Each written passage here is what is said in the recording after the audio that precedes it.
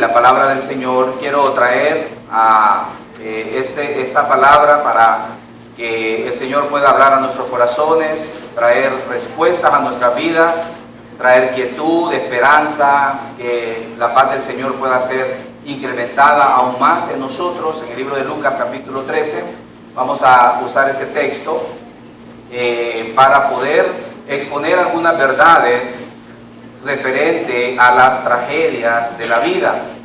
Hoy en día, con los últimos acontecimientos, hemos podido notar alguna especie de incertidumbre, preguntas, dudas, asombro ante las situaciones que han ocurrido últimamente en nuestro país, pero estas situaciones no son nuevas. Sabemos que año con año han habido situaciones en las cuales han ocurrido situaciones difíciles, producto de los desastres naturales, producto también de la violencia, producto de las malas intenciones del ser humano, y no solamente aquí, sino que también en otros países.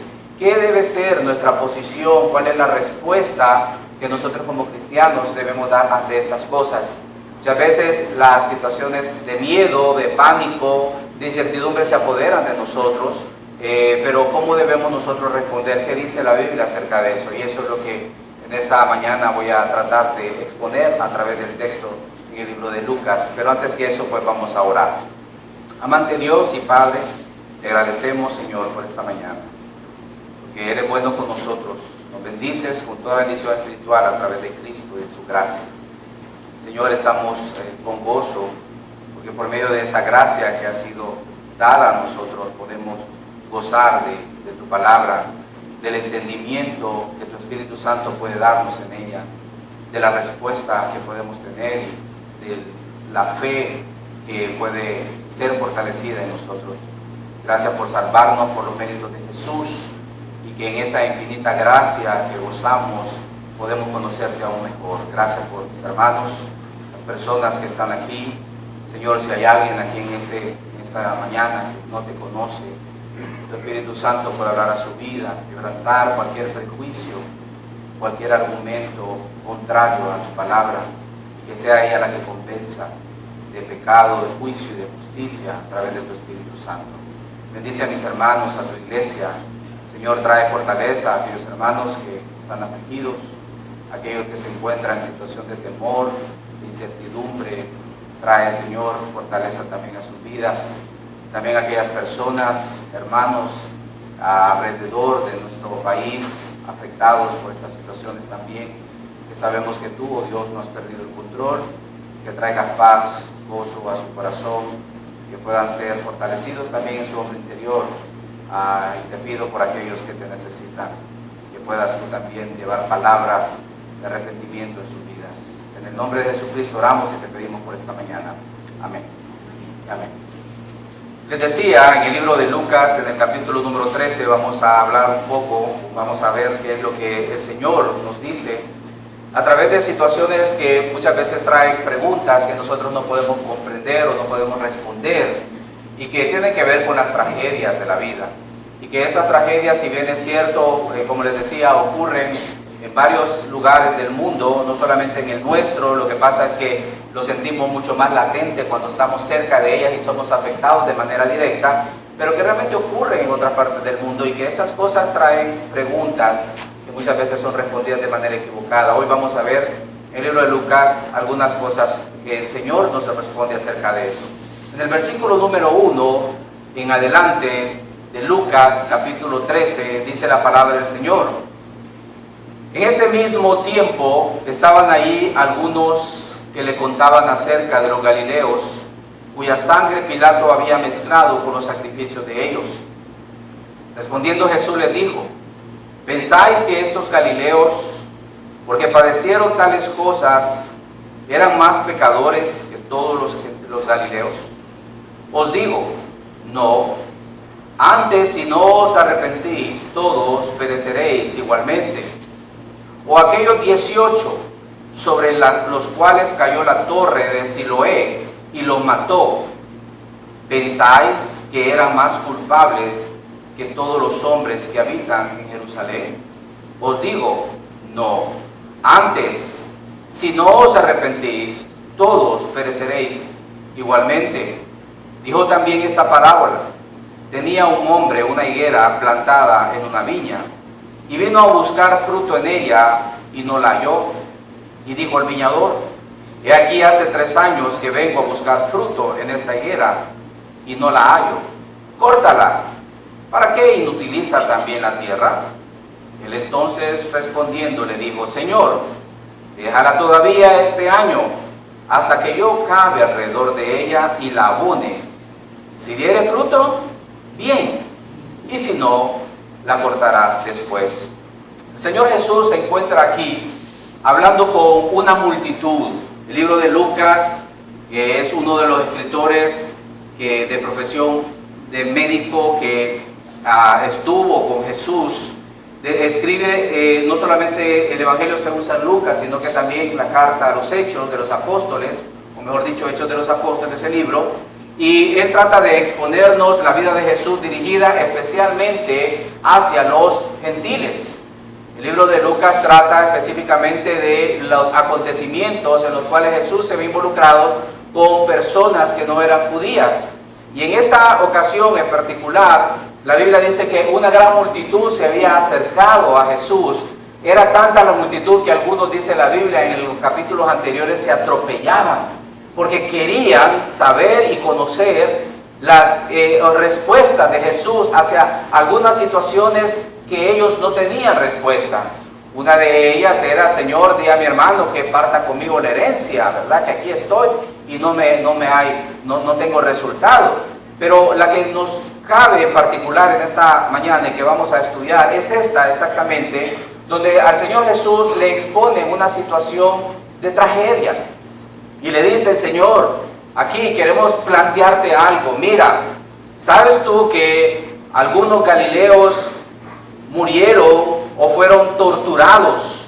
Y lo que hizo Pilato fue mezclar la sangre de estos galileos con la sangre de los sacrificios de ellos. ¿Sabes esto?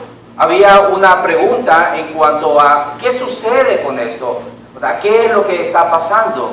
Y el Señor, conociendo la intención y respondiendo, les dijo: ¿ustedes creen que estos galileos eran más pecadores que todos los galileos por haber sufrido tales cosas? Les digo: no es así. Si no os arrepentís, pereceréis igualmente. Y luego él pone otro ejemplo, diciéndoles: ¿saben ustedes también, han escuchado de 15 personas que mató o que murieron cuando una torre les cayó encima y fueron aplastados? ¿Ustedes creen que estos 15 que murieron ahí eran más pecadores que todas las personas que estaban en Jerusalén? Y les dice nuevamente, y le responde, les dice: no, lo que les digo es que si ustedes no se arrepienten de igual manera, morirán. Y es que, hermanos, cuando ocurren situaciones difíciles siempre hay incógnitas en nosotros.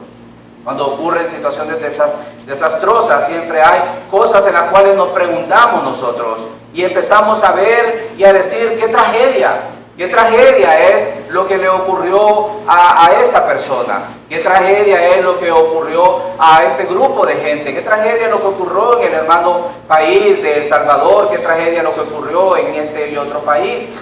Y empezamos a ver esto como algo trágico, algo que nosotros pensamos: ¿por qué ocurren estas cosas? ¿Qué es lo que pasa? ¿Dónde está Dios? Y hay algunos que se atreven a cuestionar a Dios y a decir: bueno, si Dios es tan bueno, ¿por qué permitió esto? ¿Qué es la posición de nosotros en cuanto a esto? En primer lugar, vamos a ver la verdadera tragedia de la vida. Y ese es el tema del mensaje de hoy. ¿Cuál es la verdadera tragedia de la vida? Y vamos a ver 3 cosas. En primer lugar, ¿qué no es tragedia? ¿Qué no es tragedia? En segundo lugar, ¿cómo responde Dios a las tragedias? Y en tercer lugar es cuál es la verdadera tragedia de la vida. Miremos en primer lugar entonces lo que el Señor responde cuando le dice a los apóstoles o a la gente que estaba ahí acerca de su pregunta de esto. ¿Qué no es tragedia? En primer lugar quiero, hablar o referirme a qué es una tragedia. Fíjense que esta palabra la utilizaron los griegos para describir una obra de drama o obra dramaturga, le llaman ellos, donde se se expresa a través de personajes nobles o ilustres, y que el personaje principal tiene un desenlace bastante caótico y hasta funesto, y que el desenlace llega o su punto final es una tragedia, es decir, es algo que ocurre y que no tiene ninguna reversión, no se puede modificar, no hay ninguna recuperación, no hay nada que pueda hacer en la obra para poder decir, como nosotros vemos en las películas de Hollywood, ¿verdad? Donde aparentemente ya todo está perdido, pero siempre sale un salvador, ¿verdad? Eso se repite en las películas, y a veces yo con mis hijos discuto y les digo, miren, si yo ya sé lo que va a pasar, no ocurre nada, ya se sabe que va a salir alguien ahí, un paladín, un héroe, va a aparecer ahí MacGyver o alguien, algo va a ocurrir, y no ocurre ninguna tragedia. Pero las tragedias, de acuerdo a los griegos, ¿verdad? Estas obras siempre desembocaban en algo que era irremediable. Todos hemos escuchado a Shakespeare o hemos leído de alguna manera, ¿verdad?, la tragedia, la obra de Romeo y Julieta, una tragedia, la han leído, ¿sí? Hamlet, ¿verdad? Y por ahí los que han leído más saben acerca de mí. Julio César, otra de las obras trágicas donde no hay regreso, no hay más. Y algunos de nosotros expresamos y decimos, perdí mis cosas, qué tragedia, ¿no? Se murió mi gato, qué tragedia. Perdí el autobús, qué tragedia. Perdí mi empleo, qué tragedia. No me pagaron mis prestaciones, qué tragedia. Y a veces utilizamos esto como una situación que no tiene remedio, que no es reversible, y llegamos para nosotros tener una sensación, tenemos la sensación de que esto es una tragedia para nosotros, pero esto no es trágico. Cuando algo se pueda remediar o cuando algo se pueda recuperar o reversar, no llega a ser una tragedia. Una tragedia es cuando algo no tiene más remedio. Y a mí me decía mi mamá o mi abuelita, mira hijo, para todo hay remedio menos para la muerte. Y decía, eso sí es tragedia. Yo le decía, no abuela, eso no, porque la Biblia dice que está escrito para todos los hombres que mueran una sola vez y después de esto, juicio. Significa que no hay, que no es mentira que la muerte finaliza con todo. Y luego la Escritura nos dice también de que todos compareceremos ante el tribunal de Cristo, para que podamos ser recompensados por nuestras obras, sean buenas o sean malas. Es decir, después de la partida física o de la pérdida física, hay un más allá. Y esto no llega a ser una tragedia. Entonces, ¿qué no es una tragedia? Cuando nosotros perdemos físicamente algo o alguien, no es trágico, hermanos. Y esto es lo que el Señor Jesús va a decirle a estas personas que le preguntaron, y les dice, Señor, mira, le contaron acerca de Galileo cuya sangre Pilato había mezclado con los sacrificios de ellos, y respondiendo Jesús les dijo, ¿pensáis que estos Galileos, porque padecieron tales cosas, eran más pecadores que todos los Galileos? El Señor no está enfocado en la muerte de estos Galileos, como lo vamos a ver. No es la pérdida física de ellos, porque Jesús sabía. Y cuando llegó donde Marta y María, que habían perdido a su hermano, el Señor no llega preocupado, a pesar de que era su amigo. El Señor llega diciendo, no crees, le dice, ¿no sabes que si crees en mí verás la gloria de Dios? Tu hermano resucitará, le dice. ¿Cómo miraba la muerte Jesús? Jesús no miraba la muerte como algo final. Y ella le dijeron, sí Señor, yo sé que resucitará en el día postrero. No, le dice, el que cree en mí, aunque esté muerto, vivirá. La tragedia no es la pérdida física, no es también cuando perdemos cosas físicas en este mundo, porque aunque nos va a costar un poco más de trabajo, se puede recuperar, se puede reversar. Una tragedia es cuando tenemos una pérdida irremediable, algo no va a volver otra vez, algo no va a seguir existiendo. Esto es una tragedia, y el Señor le dice, mira Señor, ¿qué pasó acá? Y Él les da otro ejemplo y les dice, miren, hubieron 15 también que murieron. Cayó una torre, no se sabe si fue que hubo un temblor de suelo o estaba mal construida. Les cae la torre y ustedes creen que estos eran más pecadores que todos. La tragedia no consiste en la pérdida física. La Biblia nos habla que después de la pérdida física de alguien, la Biblia dice que lo que espera es un juicio, un tribunal. Y la Biblia y todos nosotros los que somos creyentes en Él, debemos entender que este cuerpo va a ser desintegrado. Este cuerpo va a ser llevado al polvo de la tierra, porque de Él fuimos tomados y a Él volveremos. Yo compartía con una hermana que estaba postrada y le decía, este cuerpo, no te preocupes por este cuerpo. El cuerpo va a ser restaurado. Si bien es cierto, no va a ser el mismo cuerpo, va a ser un cuerpo celestial. La Biblia nos enseña acerca de eso. A veces mi mamá, todos saben, algunos perdió las piernas a causa de diabetes. Y yo le digo, mira madre, no te preocupes. Cuando el Señor te dé un cuerpo, te lo va a dar completo. No es que te va a modificar el que tienes, te lo va a dar completo, te lo va a dar con todo y piernas. No te preocupes por eso. Lo que estás viviendo acá en este mundo debe glorificar al Señor. Pero por lo demás, hermanos, no es la pérdida física de las cosas o de las personas, porque cuando somos creyentes en Cristo, entendemos que Cristo es resurrección y es vida, y que sí hay remedio para la muerte, no como nos decían. Entonces, vemos acá que Jesús no da importancia a este asunto de la vida, sino que a otras cosas que vamos a ver. En segundo lugar, que no es tragedia, también no es el tipo de muerte que una persona pueda tener. Ahora, vemos aquí dos casos. El primer caso es personas que fueron torturadas. Galileo, que fue su sangre mezclada con sacrificio de ídolos. Y luego vemos a personas que les cae una torre encima. Y uno dice, qué tragedia. ¿Por qué? Porque pensamos que una persona que muere en esas condiciones, nosotros decimos, qué barbaridad, no se lo merecía. Una persona que muere aplastada, o que muere en una situación tan violenta y que nosotros decimos no se lo merece, y nosotros lo miramos como algo trágico. Realmente el tipo de muerte no marca la tragedia, porque aquí vemos a Jesús que dijo, mira, estos mueren aplastados, aquellos fueron sacrificados, y que no es esa la importancia, no es ese el enfoque.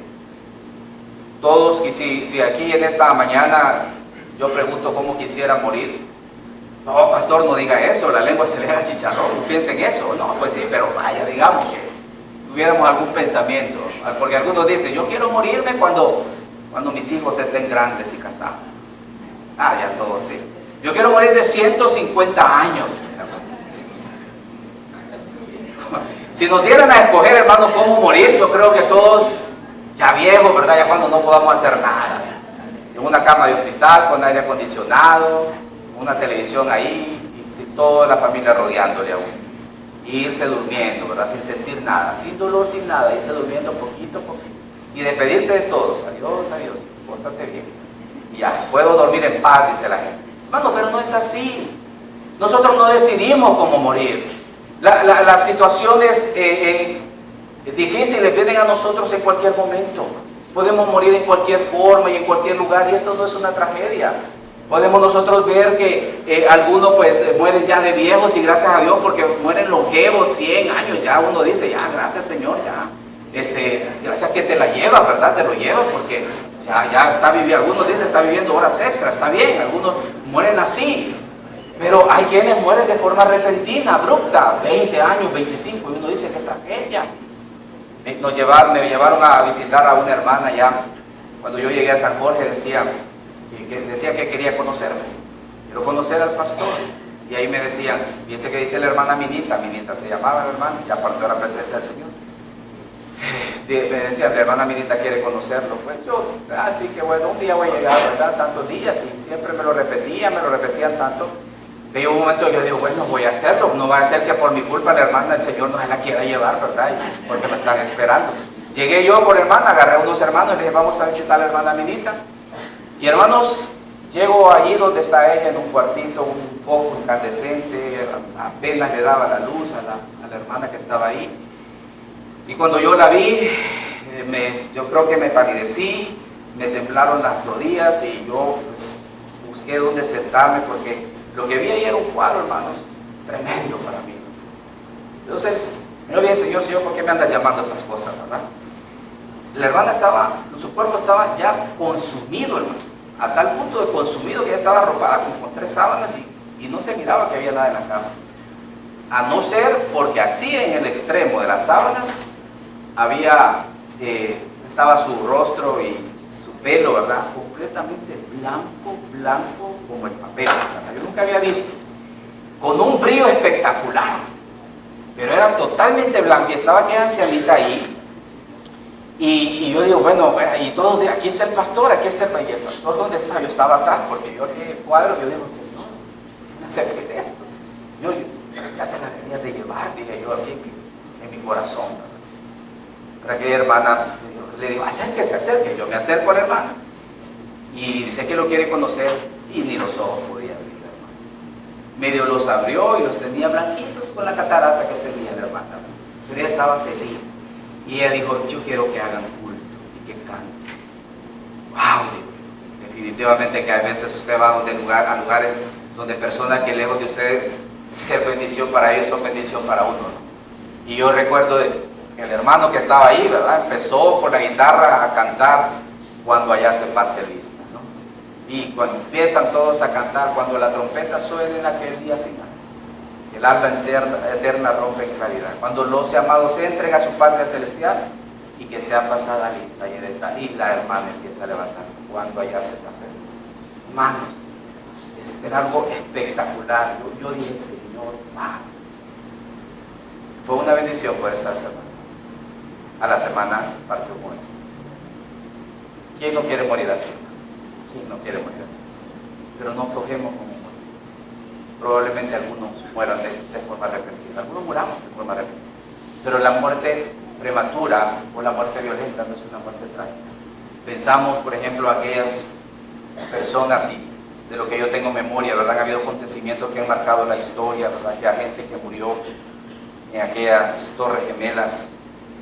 Pensamos en las personas que murieron también en aquel equipo entero de fútbol que se cayó el avión, ¿verdad? Y murieron. Y uno dice, Señor, ¿por qué? Tragedias. Pensamos en la gente que murió hace poco ahí en México, lo que pasó también en El Salvador hace muchos años atrás, personas que murieron en un terremoto, la gente del tsunami allá en Indonesia. Pensamos cosas como esa y decimos, Señor, ¿qué son estas cosas en la vida? Pero realmente esto no es la verdadera tragedia de las cosas. Entonces tragedia no es, hermanos, una pérdida física, no es el tipo de muerte, pero también no es la clase de personas que mueren. Porque a veces pensamos, Señor, pero eran niños, cuando vemos los videos de una guardería donde cayó el edificio y murieron más de 25 niños infantes. Y uno dice, pero ¿por qué los niños? Mejor deberían de ser esos que están allí, ¿verdad? Que no están haciendo nada en la cárcel, esos sí que son malos, a esos sí que les caiga la cárcel encima, pero los niños, ¿verdad que emitimos juicios como estos? Pero no llega a ser tragedia por el tipo de personas que eran, por el tipo de personas que somos. Y a veces pensamos que hay quienes sí deben de morir violentamente y otros deberían de morir como murió esta hermana Mina, muchos años, y murió en el Señor, que verdaderamente es una tragedia. Y el Señor les dice, os digo que si no os arrepentís, pereceréis igual. El Señor Jesús llama el enfoque o pone su enfoque en el arrepentimiento.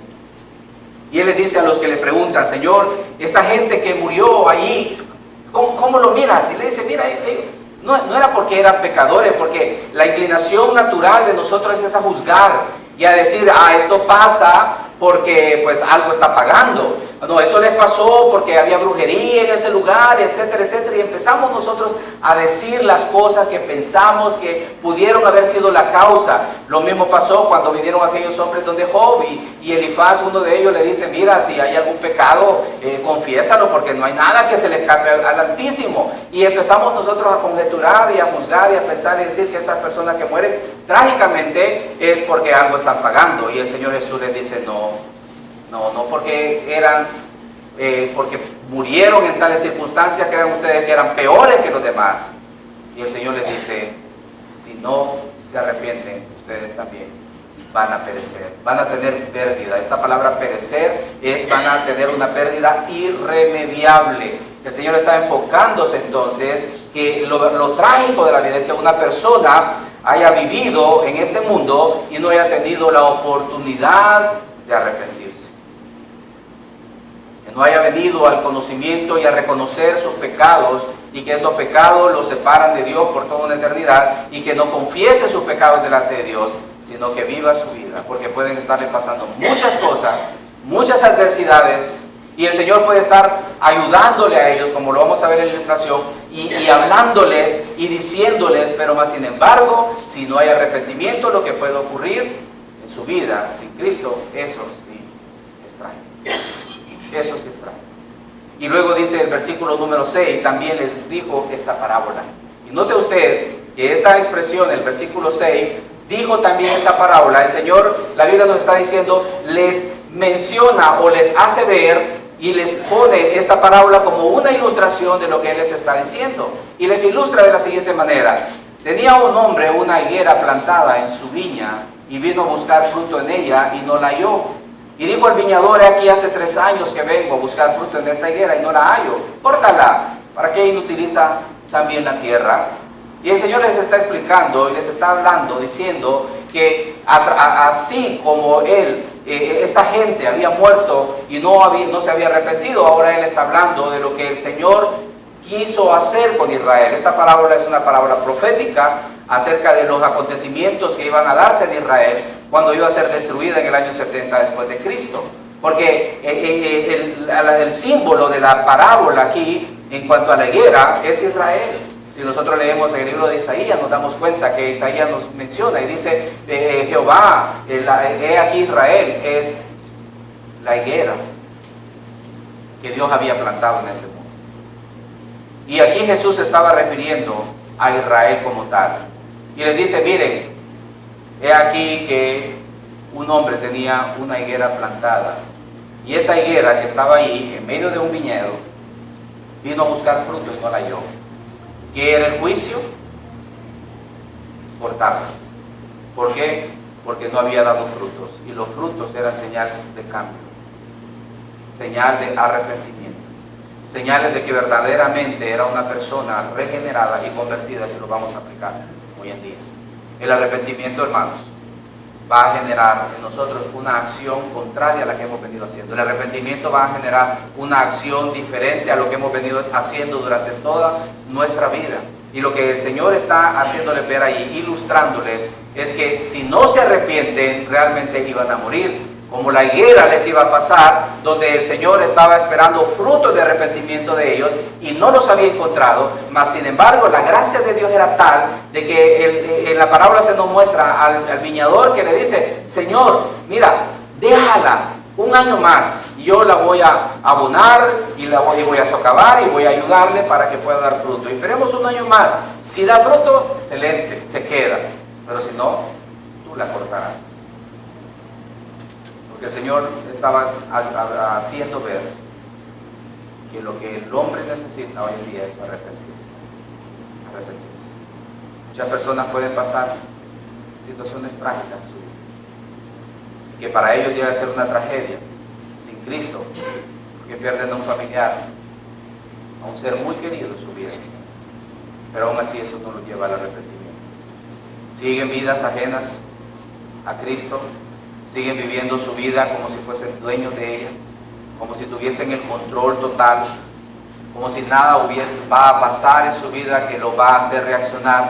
No se arrepienten ni hay frutos de arrepentimiento en su vida y siguen viviendo su existencia en esto. Esto, hermanos, es tragedia, porque hoy vienen por su alma y todo el trabajo y todo lo que ha amontonado, todo lo que va a hacer, ¿de quién va a ser, hermanos? Entonces tragedia no es pérdida física. No es la forma en cómo la gente muere. De repente puede que no muera como yo quiero morir, puede que muera de manera repentina, no sabemos. Pero esto no es tragedia. Tragedia es cuando una persona realmente no se ha arrepentido de sus pecados, no ha hecho fruto de arrepentimiento en su vida y se va sin Cristo. Se va sin el perdón de los pecados. Y Cristo les dice aquí, a través de esta parábola, aquí que será cortada si no manifiesta frutos en su vida. ¿Cuántas personas, repito, hay hoy en día que pudieron haber sido arrasadas por estas tormentas que tenemos, que pudieron haber sobrevivido al tsunami, que pudieron haber sobrevivido también a la catástrofe de las torres o cualquier otra tragedia lamentable en estos países, pero hoy en día también viven ajenos a la vida de Dios, sin arrepentimiento, sin deseo de seguir a Cristo, sin querer buscar una vida espiritual que los conduzca al Padre.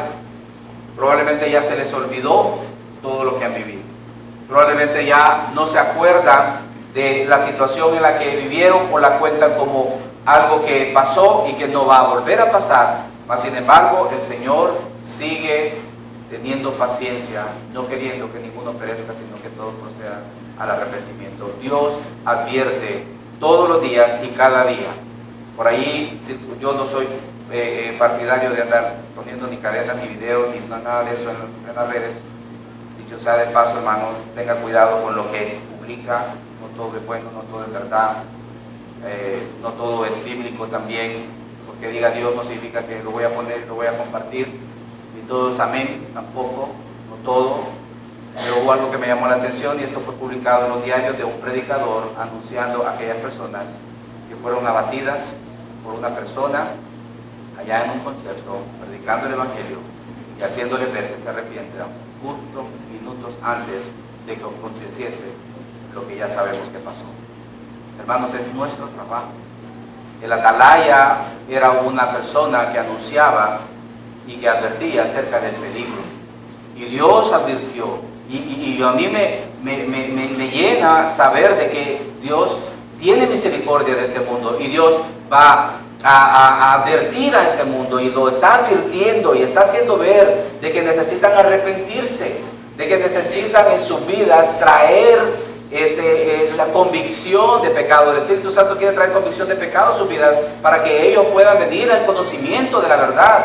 Dios promete en su evangelio un evangelio de perdón, de paz, de gracia, y que la única forma de que las personas puedan venir a Jesús es arrepentimiento. El evangelio que nosotros debemos predicar es que se arrepientan. No es venga aquí a la iglesia y se le van a mejorar todos los problemas. No es cierto. No es mire venga Cristo y todo será diferente. No, pues probablemente no. Sí, si lo estamos viendo desde el enfoque donde lo vemos. Venga Cristo y serás salvo de tus pecados. Y no vendrás a condenación, mas has pasado de muerte a vida. Esto es el evangelio que debemos predicar nosotros. Arrepiéntase, arrepiéntase, deje ese mal camino,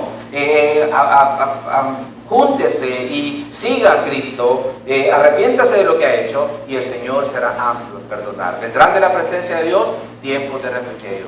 Este es el evangelio que nosotros debemos predicar, un evangelio de arrepentimiento, no un evangelio de comodidades, no un evangelio de color de rosa y que todo va a estar bien, porque no es cierto, no es cierto. Pero sí lo que es cierto es que en este mundo no vamos a vivir la vida que realmente el Señor puede dar, y es una vida eterna en Cristo Jesús. Pero Él dice, arrepiéntanse, arrepiéntanse de sus pecados, hagan frutos dignos de arrepentimiento. Cuando una persona se ha arrepentido, verdaderamente su vida genera un cambio, algo pasa. Algo pasa porque ya no es igual, porque ya es una persona con convicción de pecado en su vida, con convicción de necesidad de Dios, con convicción de que necesita estar más en la palabra, en el Señor, para que su vida pueda ser aprobada por Dios. Y esto es lo que necesita hoy en día. Hermanos, no es una tragedia pérdida de vida. Es una tragedia la forma de morir, no es una tragedia el tipo de persona que muere. Pero sí, una persona se va sin Cristo, no hay remedio. La Biblia dice que el juicio viene en su vida y no hay más para poder decirlo. A mí me da pesar. Una vez me buscaron, decía pastor, se murió fulano allá en la colonia de la prisa, venga ahora para que el Señor haya perdonado a esta persona. Hermanos, es algo tan duro. ¿Cómo le digo yo a esta madre? Mire, yo no sé, yo no puedo hacer nada ya. Ya no hay vuelta atrás en esto. ¿Cómo le digo yo, el Señor? Lastimosamente este muchacho murió de manera trágica. Fue tragedia. 18 años, un disparo en su cabeza, ajusticiado. Y me dice, Usted que está más cerca de Dios, venga, ore para que Dios haya perdonado a mi hijo. ¿Y yo cómo puedo decir? Yo no sé lo que ha pasado ahí. Yo no puedo decirle, Señor, ven y sácalo, yo no sé dónde está. No puedo, yo solo le digo, Señora, Dios es misericordioso. Y lo único que puedo yo decir, puedo yo orar para que la misericordia de Dios venga a su vida. Cuando yo paso por esa casa todavía, ahí está esa mujer, muy trabajadora, muy buena moralmente, muy luchadora, muy cabal, pero no tiene Cristo. Y esto es una tragedia. Hermanos, que el enfoque de nuestra vida, el enfoque verdadero, en el cual nosotros tenemos que estar todos los días, cada día, viendo a través de la palabra, es enseñándoles al perdido su camino. Porque cuando venga lo inevitable, que es la muerte física, la separación, realmente puedan gozar de una vida eterna, con gozo y con la gracia de Cristo, para siempre, para toda una eternidad. Incline su rostro, cierre sus ojos por un momento. Quiero hacer una invitación. Padre, Cristo Jesús, te damos gracias porque podemos ver nuestra condición y darnos cuenta que somos limitados. Somos personas, Dios, que si no fuese por tu Espíritu Santo y la gracia de Jesús en nosotros, no pudiésemos ver más allá. Pero Padre, esto no fue porque éramos más inteligentes, sino por pura misericordia tuya, que tú nos has dado para entenderte y entender tu palabra. Gracias porque hemos venido al conocimiento de la verdad y eso nos hace ver algunas cosas que no mirábamos antes. Yo te pido, Dios, que en esta mañana, si hay alguien aquí, en este lugar, que no ha venido al arrepentimiento de sus pecados, haz tu obra, Señor, haz tu obra.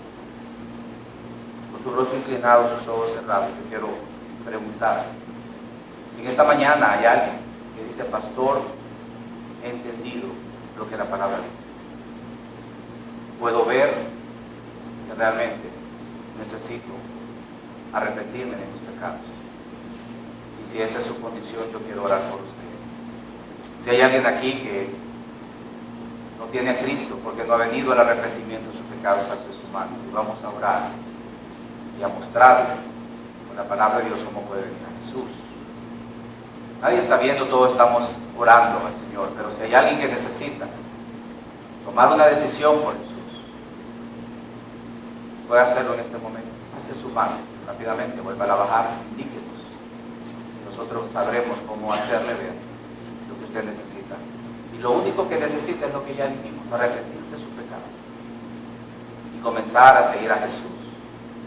A través de su palabra, usted tiene una comunión con Él. ¿Habrá alguien así en esta mañana que no tiene a Cristo? No es salvo. No sabe dónde va a ir su alma si muere. Puede ser que muera o deje este mundo de manera pacífica. Puede que sea tranquila, sin agitarse, sin dolor, en su propia casa. Pero probablemente pueda ser en manera tranquila. No sabe cuándo dejará este mundo, pero antes que eso suceda, arrepiéntase. Arrepiéntase de sus pecados y venga a Cristo, el cual es amplio y perdonable.